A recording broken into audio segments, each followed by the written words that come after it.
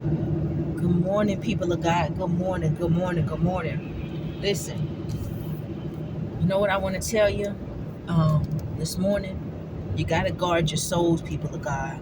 Guard your soul, especially my young single sisters. Guard your soul. Don't be anxious for marriage.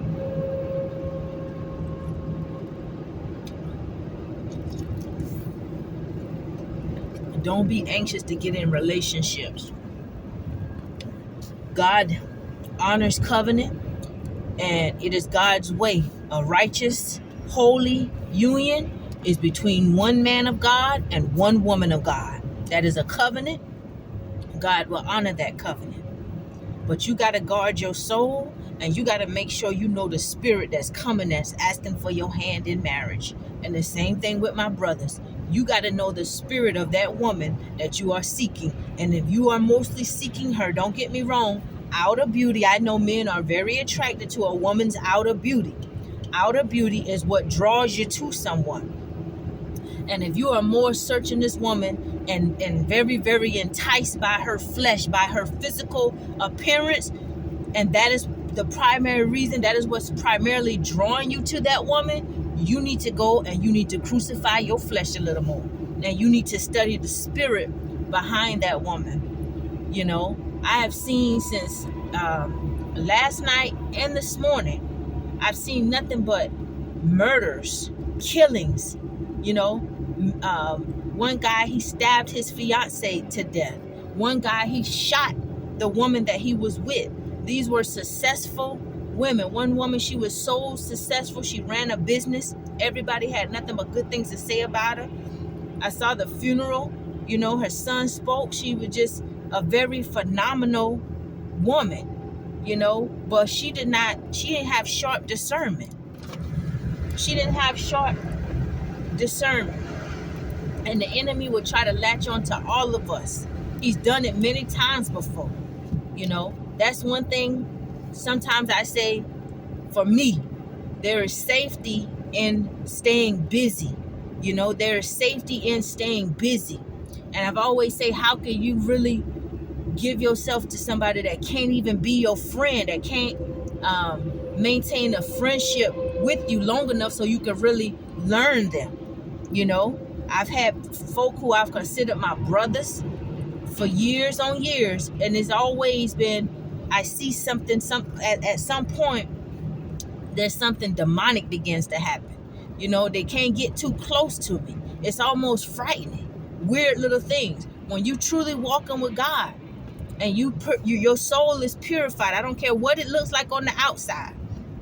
When your soul is purified, you ain't got no soul ties, you ain't sleeping around, you ain't laying around, you're going to be more heightened in the spiritual, because you're going to feel first. You're going to feel what's coming, or you're going to feel, even if you don't have the words to put behind it, you're going to feel like something's off in the atmosphere.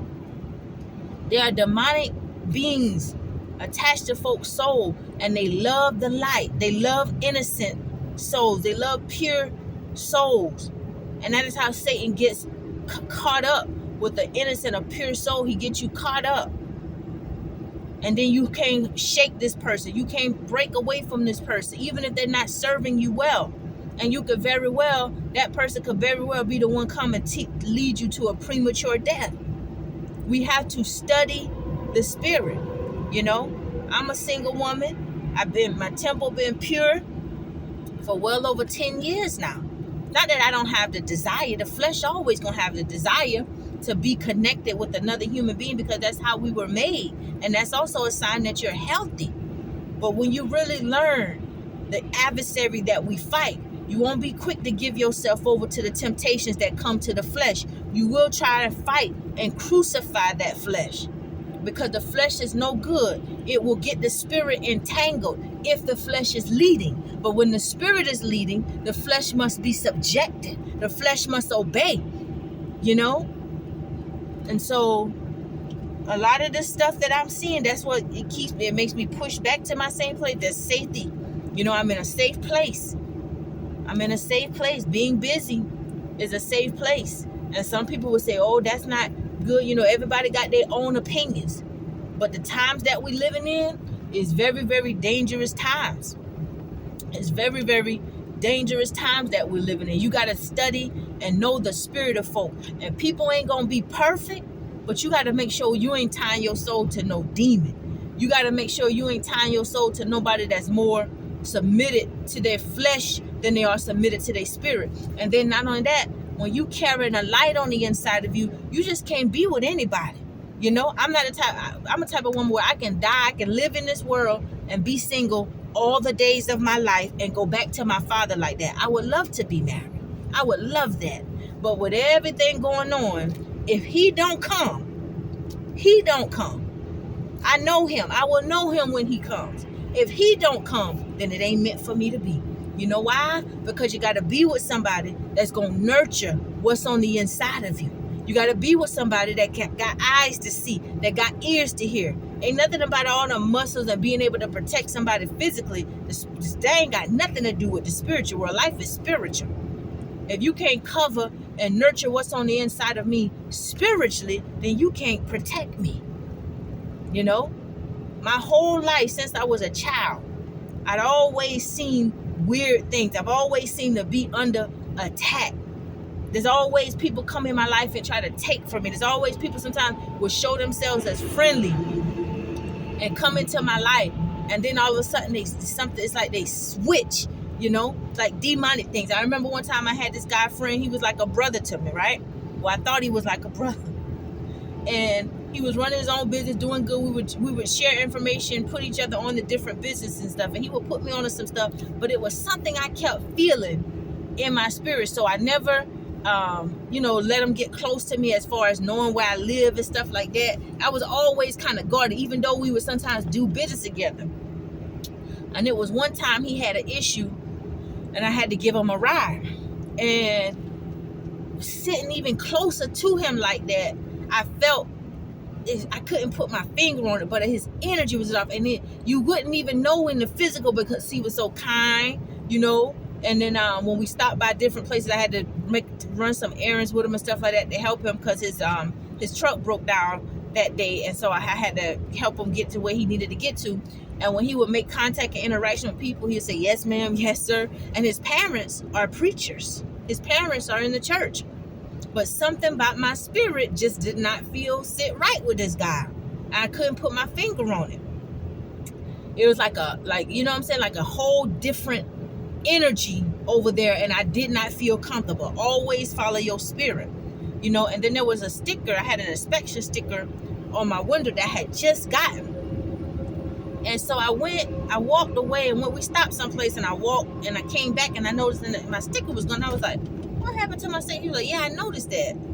But it wasn't gone before I gave him a ride. It was a little small thing. And then so I started doing some, after I kind of separated from him, I'm like, let me get this demon away from me. Straight face, smiling, kind, but the little small thing, and it be starting with mind games and stuff like that, you know?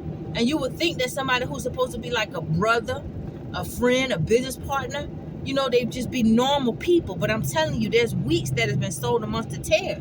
After I separated from him, I started going back to some mutual business people that we dealt with, and I did a little investigation. And come to find out, this brother, this one sister was telling me some things. This brother, she was like, "Oh, he got a real tricky spirit, the double-mindedness." And she was telling me some more history on some things that he had done. And I was like, wow, I was sitting there working with Satan. That's that feeling I was getting, you know. But I always kept myself professionally, and I always kept a standard about myself, you know. And I'm not the type of woman that be kicking into, you know, in a man's face for attention in that manner. You understand what I'm saying? Like, and I don't carry myself. You see how I'm on here? I'm always working. I've never been a type of woman that's been a seductive or try to draw any type of, you know, attention to me in that way. So anything, if any man gonna see me, he got to know my spirit, because he ain't gonna always be attracted to the way I'm carrying myself outwardly, which is good for me. I don't mind that. You know, it's less stress for me. That's how I see it. But come to find out, this brother had done some very, very dark things, and that's what my spirit was picking up on. That's what I was discerning. And like I have said many times before, our spirit is attached to our discernment is attached to our feelings, and so I gotta get around this truck. Our discernment is attached to our feelings, and so you got to pay attention to what you're feeling on a person. Always believe your spirit. When you feel that type of energy there, and you just really can't even put your finger on it, you just don't really know what it is, then you need to, when you really don't know what it is, you don't have the words to put behind it, but you feeling this thing, something's not right. Even with friendships, even with people trying to get close to you to be your friend and stuff like that, you gotta, there are a lot of people who will watch you and want to steal your destiny. They want to steal the good qualities inside of you. They watch you and they get ideas off of you, and they'll try to go and take things. They see your gifts, they see what you're capable of, and they go and try to beat you to the punch and keep building themselves up. That's what a lot of narcissistic people do. They don't have their own individuality, so they latch on to other people, and they create ideas off of other people's ideas. They create themselves off of other people. Oh, you got that gift. Oh, I got that gift too. Oh, and they go and try to beat you to the punch. You have to watch people like that. They have no love on the inside of them. The core is empty of a lot of these demonic spirits. They're on the inside of them. They're incapable of loving. They're incapable of establishing genuine connections. Be careful who you tie your soul to. That's what came to my spirit this morning. Guard your soul. Guard your soul. When it comes to friendships, relationships, guard your soul. Learn to take time and test people. People can love you today and hate you tomorrow. People can sing your praises today, and as time go on, they will start hating you. Or sometimes you may even be fond of people. I know I've been fond of people. You start to admire people, but as time goes on, that person, you may start seeing them in a different way. They're not really who they're portraying themselves to be. And if they know you can see them for who they are, they start trying to make you look like the problem. And you really seeing them for who they are, but they don't want everybody else to see. So they will try to sacrifice you, especially if they have a certain level of influence. It's very dangerous. So you have to be careful. Really, really study people. You admire somebody, that's fine. Take your time and really learn what spirit they operate in. Learn what spirit people operate in. People can pretend to be something they're not for a very long time. And we living in a world now where it's just so many people, that their hearts, they're not operating in love. So I'm going to always say that. Love is one of the fruits of the spirit. Test it. And you can easily test fake love because you will know by the actions and what you pick up on in the spirit and what's really happening. Some people, they don't want you in their life. They want to use you. They see you got resources. Some people will try to do things to try to get you close to them so they can use you for your resources, or so they can come up off of you. This girl that was murdered by her fiance, she was very successful. From the way I've read and things I've seen, I don't really see what he had going on in his life.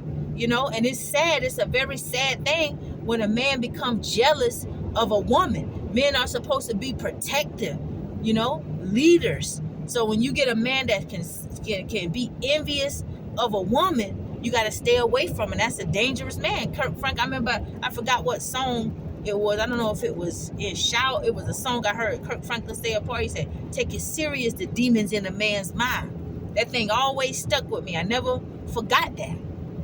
I never forgot that. And so you have to be careful. Some of these people, they have demons attached to their soul. They be kind and nice and just, they got that spirit of manipulation, And I've noticed over the years, I can't say all men, but over my little course of the years, many that I have come in contact with, some that I've even gone on dates with, a lot of men have the spirit of manipulation attached to their soul. A lot of men have that spirit attached to their soul. And so that spirit, that's a witchcraft spirit. They can tell lies without even think about it. They can paint pictures and lead you down a path with them, with their words, and as if something is true. It's a witchcraft spirit. They put a spell on your mind. They putting a spell on your mind. And there's some women that got that same witchcraft spirit too. But a lot of women operate in seduction. because that's how that Jezebel spirit operates. It works with the flesh as well to gain control, to manipulate. So a lot of women, you will see them being perverted and seducing a man. Why? Because if they can attract that man's flesh.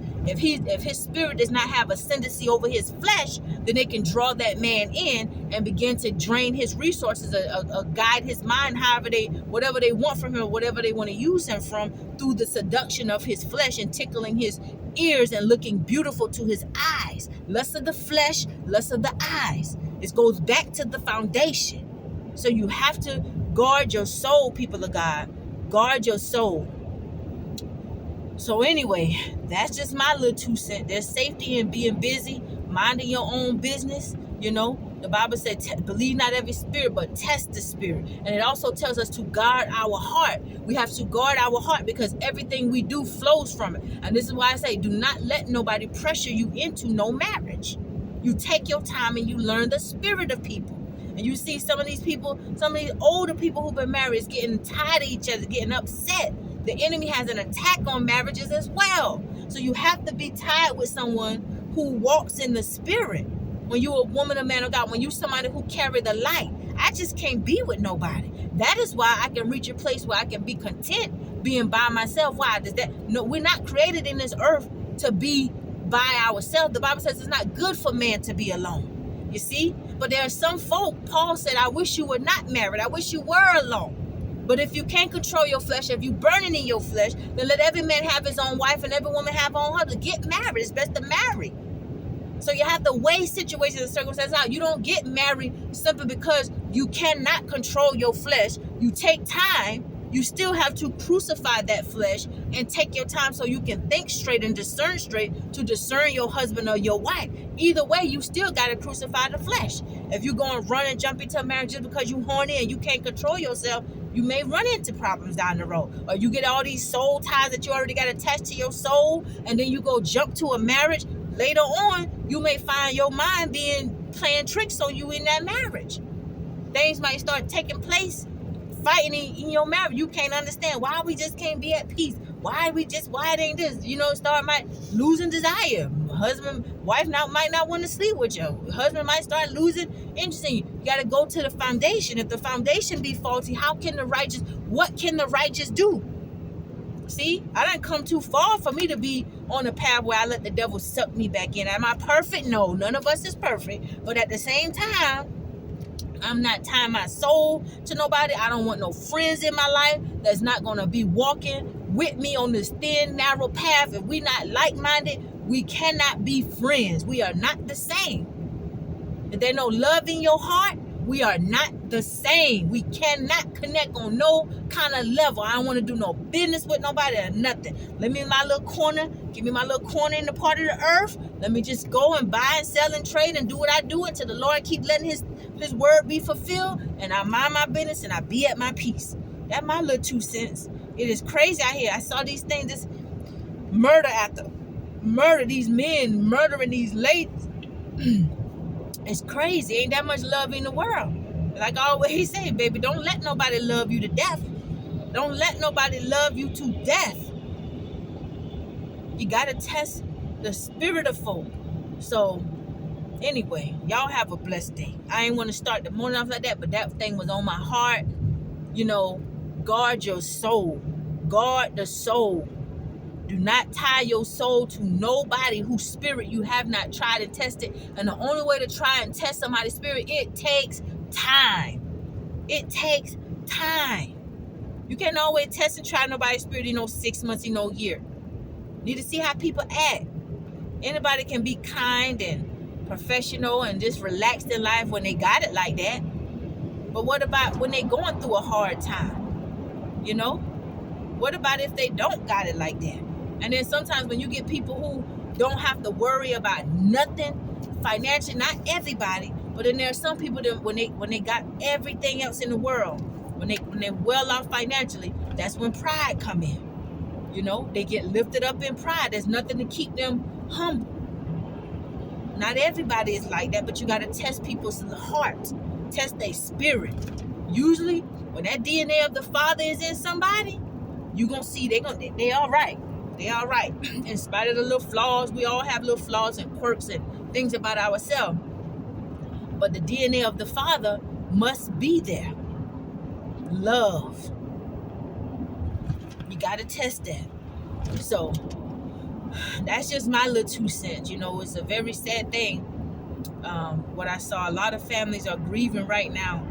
A lot of families are grieving at these people who were murdered by folk who, asked for their hand in marriage, by folk who said they loved them, murdered them.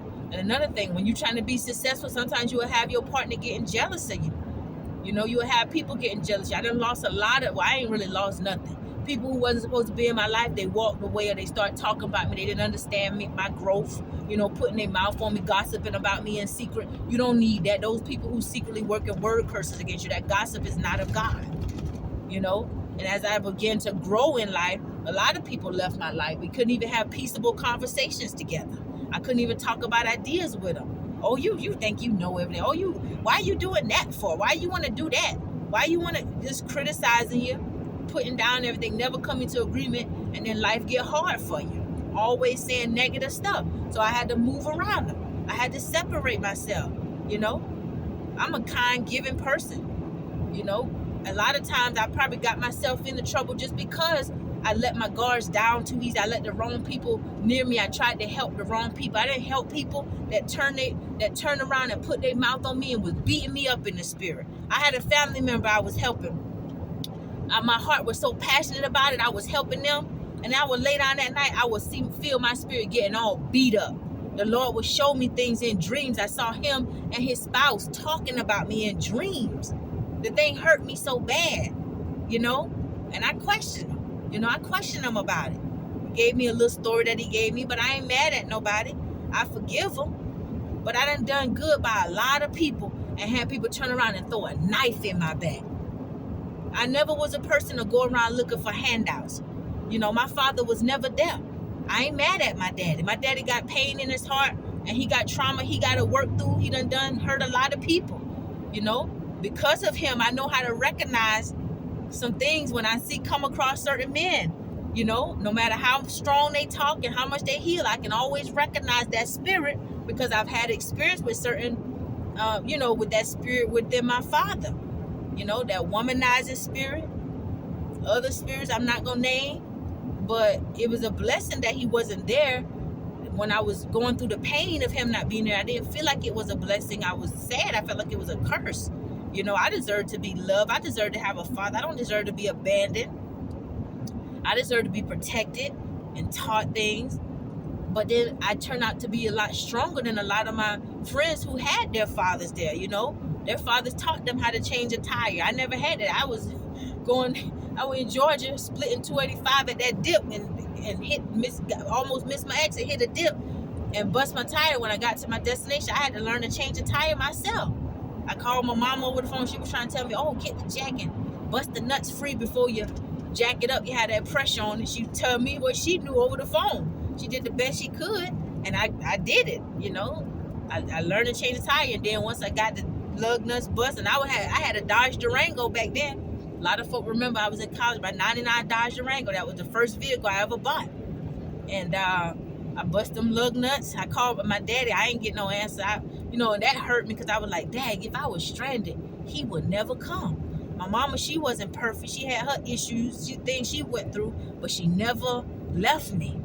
She did the best she could as a mother, And so because she could have gave me up for adoption, but she did, And so I will never turn my back on her, But I changed the tire on a big Dodge Durango, got it myself. Once I got it jacked up, got all the lug nuts off, the tire was so heavy for me to lift off, And I was, like I said, I was in college this time, so I was younger. I had left South Carolina and went to Georgia for something, and I was trying to lift that tire off so I could put the spare that I had on, and it was so heavy. And then God sent an angel. A lady and her husband were coming to go in the neighborhood I was in to go home. They were coming to pass me, and they stopped, and she said, baby, she had her window down. She said, ma'am, you got it. I said, the tire here. She said, baby, go help her. And her husband got out, and he said, I got it. and he lift that tire off, and he put the new one on, and he said, he said, you got this right here? I said, yeah, I can. I said, yes, sir, I can put the lug nuts and everything back on. You done did the hardest part now. I was like, thank you so much. And he was like, okay. She said, baby, you sure you got it? I said, yes, ma'am, I got it. You know, and after I put the lug nuts back on, you know, and hook my spare back up, you know, I just cried after I got it together, because I felt so alone. I was like, wow, my father, he's alive, but he would never come and find me. You know, I had to press through a lot of hard situations. So when people look at your outer exterior, they see how strong you talk, they see the things that I can do. They don't know my story. They don't know the times I had to press through. I've been working since I was 13 years old. Sometimes you get some men of God. There was a brother on here that I was listening to one time when I was in my wilderness. I only been on YouTube. If you go back to my videos, like go all the way down, I only been on here posting for like 2 years. And I got older videos on here, but I had a YouTube account since like 10 years ago, like a long time ago, but I wasn't really uploading anything. I was in a place some time back, and I uploaded a few of the skits or whatever, the characters that I was practicing, but I never really was consistently uploading on YouTube for just only like the past 2 years. And when I was in my wilderness, because I used to be on Facebook years ago as well, a little small ministry, whatever God was leading me to say, was helping a lot of people. But when I was in my wilderness, there were brothers that I seen on here that I used to admire, and I used to share their videos, because I was mentoring a lot of young people, and I would share their videos sometimes. So you need to listen to people like that, you know, things they were saying. They were walking upright. And one brother in particular, when I did come out of my wilderness a bit to started uploading, when I started uploading videos, this same brother, he didn't even know I used to admire him. I've lost respect for him now, because I see his heart is not in the right posture. But I used to admire him and used to share some of his videos with those young people that I was mentoring, even some older guys that I have gone on dates with. And I used to say, you need to listen to brothers like this. And they would say, man, please, he doing that for money. I was like, no, it ain't, you know. And sometimes the brother, he be speaking from his heart. I didn't see him cry in his videos. And, you know, I said, God, his hand is on him, you know. And when I started uploading videos on YouTube, this brother started watching some of my videos. And at first I couldn't really pick up on it. I was like, I know I'm not crazy, because he would be saying things and repeating some of the things as if, like, I always talk about the word of God. That's not what his whole thing is about. But he started taking digs at little old me. And I was like, why would he watch me and then be taking digs? He must don't know I've been watching him for years. So you can tell when somebody's watching you and be repeating some of your words and taking a little pieces of things from your character. That's when I realized he had no integrity. And I remember one time he said in his video, yeah, because I just started growing locks. These locks is only about 3 years old. I just started growing locks. I've always had long hair, but I've always had relaxed in it, and I used to wear weave sometimes. But about 3 years ago, I decided I didn't want no more weave in my hair, and I stood in the mirror and cut all of my long hair off. My hair was just about a look this long as these locks, and I cut it all off in one day. And I grew out like a little chia pet. But I remember when he got on one of his videos, he gonna say, and he's supposed to be helping sisters now, but then he says, yeah, ladies, y'all trying to go natural, but then you walk around here looking like you got a mop on your head. So I let that slide. I said, this brother is really trying to break my confidence. He's taking digs at me when this is the same brother that I used to admire. So some of them guys I dated, they men, they maybe he is doing what he do for only the praises of men and only for money, you know. And he would say, because you know, it's a lot of Jezebels that claiming they women of God, a lot of witches who are working in witchcraft. They consult familiar spirits. They working with these other spirits, and they giving out all these prophecies every day, all day long, you know. And so I didn't hear him say anything to come against those type of women who look seductive. But then he would say, yeah, just because a woman carry herself covered up, hey, she could be the biggest whore. She could have been done wild and loose. And I said, this brother is taking digs at me because I wasn't getting on camera making myself look seductive of anything like that. And I said, he's really trying to break my confidence. So now I see he ain't got what I got on the inside of me. Then he get on camera one day He read from the Bible and stuff. He ain't never used to read from the Bible ever. How I know? Because when I was in my wilderness, I said I used to admire this brother. I praised this brother.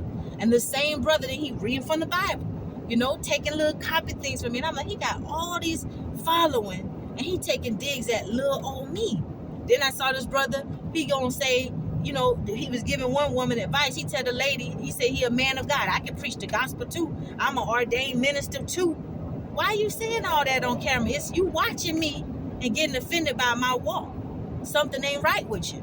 Then he get on camera and tell the lady, one girl, she emailed him for advice. He said, oh, you need to get somebody, you need to go pay somebody about $300 to put you some fake eyebrows on. Try to tell her look to make herself look more better. Then the same brother get right back on camera and tell sisters that what men are really looking for is women who are natural, who ain't about all that stuff, the fake eyebrow. So I said, let me stop. That's when I began to just unsubscribe, and I said, okay, I see. And it ain't just him. I've seen a lot of people take digs at me, people who I used to admire. But anyway, I ain't know how I got off eating all that. I ain't want to go too far in all that. My thing is, guard your heart, guard your soul. Yeah, that's what came to me. Guard your soul, people of God. Guard your soul. Don't put your trust in man. Don't put your trust in your little country bumpkin sister. If I motivate you to do anything, I pray that I have motivated you to read the Bible for yourself. And many of you have commented and said that. If you look at me as your little sister, your auntie, whatever it is, then that's only God showing me what he told me years ago when I came out of those secret societies. That's not how I'm going to give you brothers and sisters. So his timing is right timing, you know. Just live your life, shine your light, and guard your heart. Don't put your trust in man. Man will always fail you. You got to test the spirit behind people. There are good people out here. If we're good, if we're pure, we can't be the only ones. But then there's a lot of people, when you carry the light, your light will activate something in them. When you walk in strength, your strength will activate a weakness in people. It can be people who look like they got more than you, but when they really see your light, they start getting offended. But anyway, that's just my little 2 cents. If nobody told you they love you today, I'm telling you, your little country bumpkin sister loves you. Guard your soul. Go into the world and shine your light. Think positive, but protect yourself. It's a lot of evil out here. Pray over yourself. Have a blessed day.